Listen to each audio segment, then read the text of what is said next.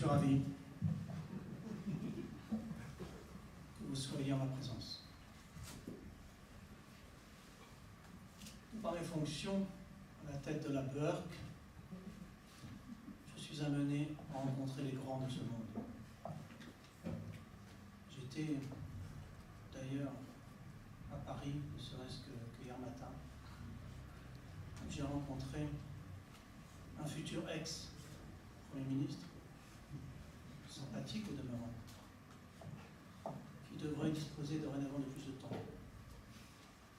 Il m'a indiqué qu'il envisageait d'ailleurs de participer à un colloque à l'université de Lausanne, colloque intitulé La confiance, la décréter ou l'inspirer. Il est certainement orfèvre en la matière.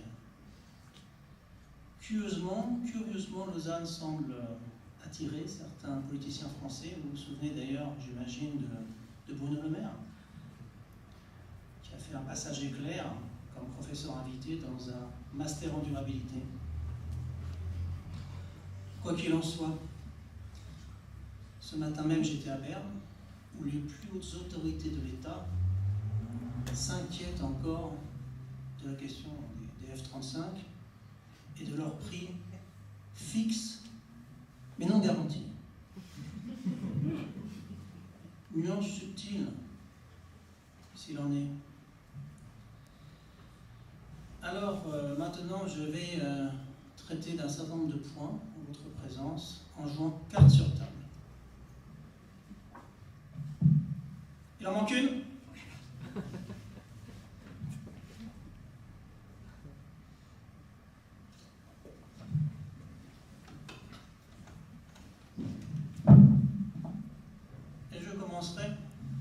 Si vous me le permettez,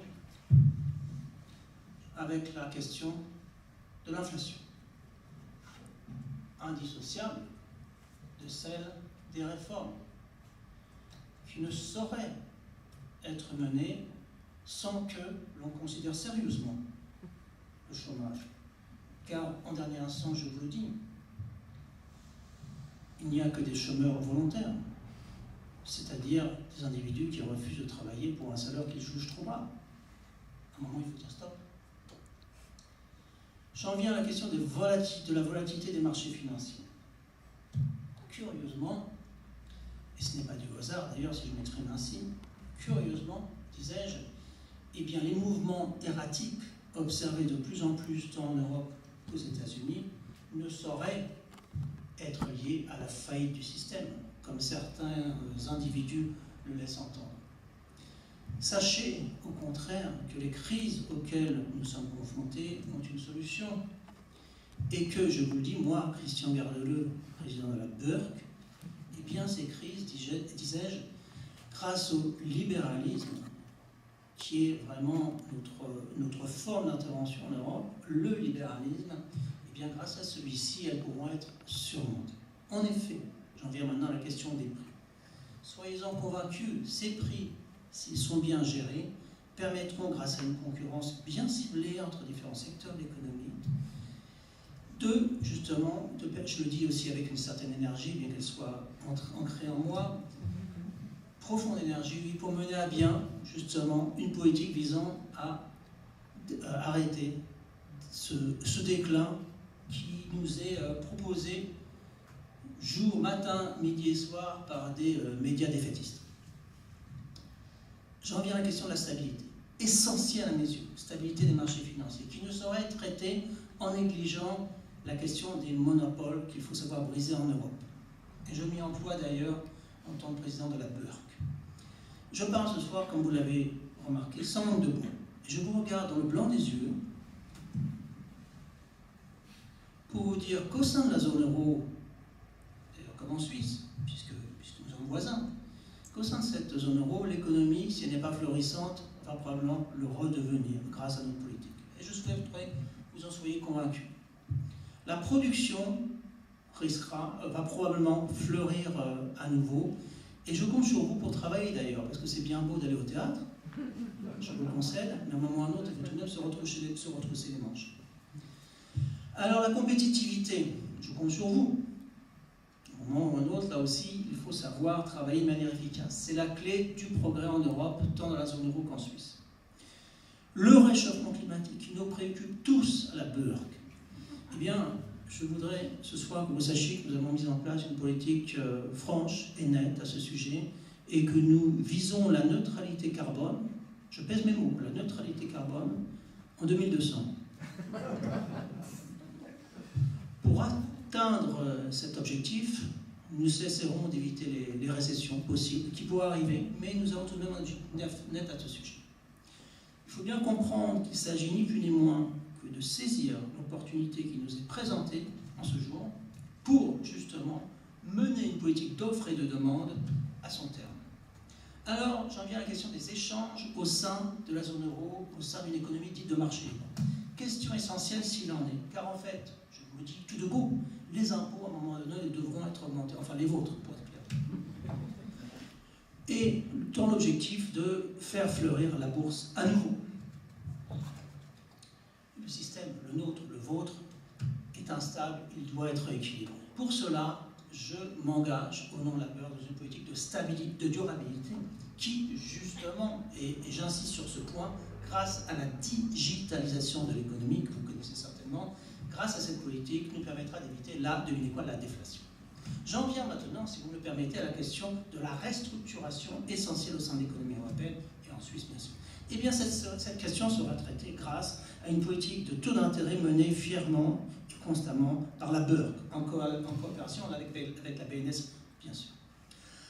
À l'heure où je vous parle, sachez bien qu'à Francfort, mes collègues s'emploient justement à traiter la question des turbulences auxquelles depuis quelques heures nous sommes confrontés sur les marchés européens. Turbulence, qui dit turbulence, nous amène à la question des salaires, qui devront bien sûr aussi être limités, parlons clair à ce niveau-là, en fonction encore une fois les vôtres. Je voudrais garantir ce soir, en vous regardant dans le blanc des yeux, que les investissements vont repartir à la hausse, tant dans la zone euro, et du moins je l'espère, qu'en Suisse. Et je vous le dis sans fioriture aucune ce soir, sans fioriture aucune, il est de notre responsabilité à la BERC de vous dire, j'aimerais vous dire, tout va bien. C'est encore trop tôt, mais tout ira bien peut-être un jour. Et faites-moi confiance. Alors, renflouer les banques est essentiel. Les grandes banques, maintenant il faudrait que je dise renflouer la grande banque en Suisse, vous savez laquelle, et ça vous pend au nez. Sachez-le aussi, vous allez devoir payer à un moment ou à un autre. Et ma politique ne tolère aucun mensonge. C'est celle du parler vrai, bien sûr. Les marchés financiers essentiels à nos yeux doivent être promus, aidés, dans l'objectif clair et net, justement, eh bien, sachez-le, d'éviter de limiter les risques, pour les plus riches, bien sûr. J'en viens à la question du PIB, essentiel, produit intérieur brut, qui doit croître et croître. Du moins, c'est un objectif prioritaire. La masse monétaire, quant à elle, qui est gérée de manière efficace par la BERC et par la SNB aussi, nous permettra à terme, je ne précise pas le terme, mais peu importe, mesdames et messieurs, à terme, disais-je, justement, de faire repartir la hausse la consommation. C'est essentiel. Consommation, et là, j'espère que justement, vous me donnez carte blanche, parce que tel est à la BERC, telle est mon ambition. Carte blanche pour mener à bien cette politique et essayer d'éviter les trous d'élan. J'en ai bientôt terminé, sachez-le. J'en viens à la question des valeurs lesquelles, les valeurs uniques qui nous intéressent à la BERC, les valeurs financières. Eh bien, ces valeurs, on fait tout justement pour que, tout en maintenant l'indépendance de cette banque, tout pour que, eh bien, sachez-le, les dettes puissent être restreintes. Bon, bien sûr, il y en aura, puisque acheter des armes qui ne servent à rien à un moment ou à un autre génère des dettes, mais vous devrez les rembourser, ces dettes. La BERC s'y emploie d'ailleurs, essaie de mener une politique franche à ce niveau. Un jour, sans baratin, alors sans baratin aucun, parce que ce n'est pas mon genre, pour vous dire qu'en dernier instance, la monnaie, pas la vôtre, mais l'euro, cette monnaie est essentielle au jeu de la BERC pour justement restaurer une confiance perdue ces dernières années. Et c'est triste, je suis triste de le dire. Le déficit devrait être comblé, je compte sur vous, vous y employez dès ce soir, après cette séance de théâtre. Les retraites, parlons vrai, il n'y a pas de honte à travailler jusqu'à 80 ans. Aucune honte à cela.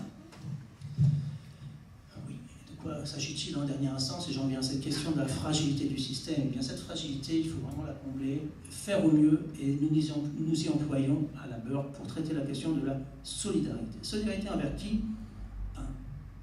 Les minorités, les toutes petites minorités. Il est insupportable d'ostraciser à ce point les super riches.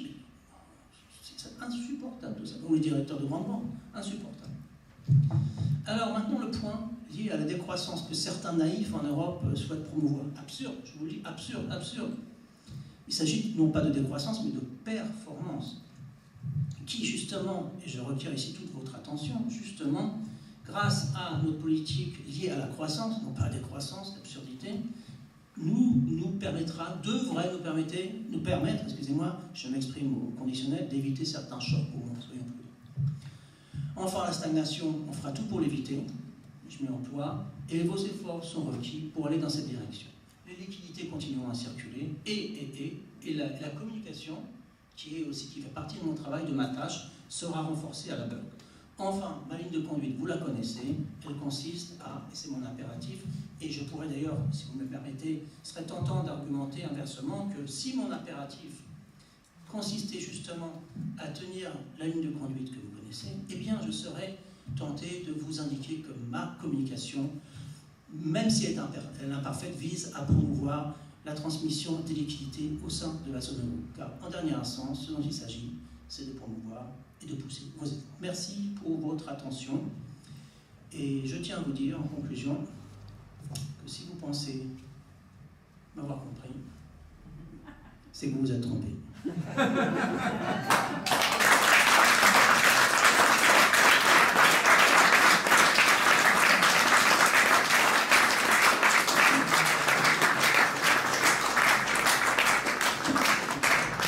Maintenant, on m'attend ailleurs.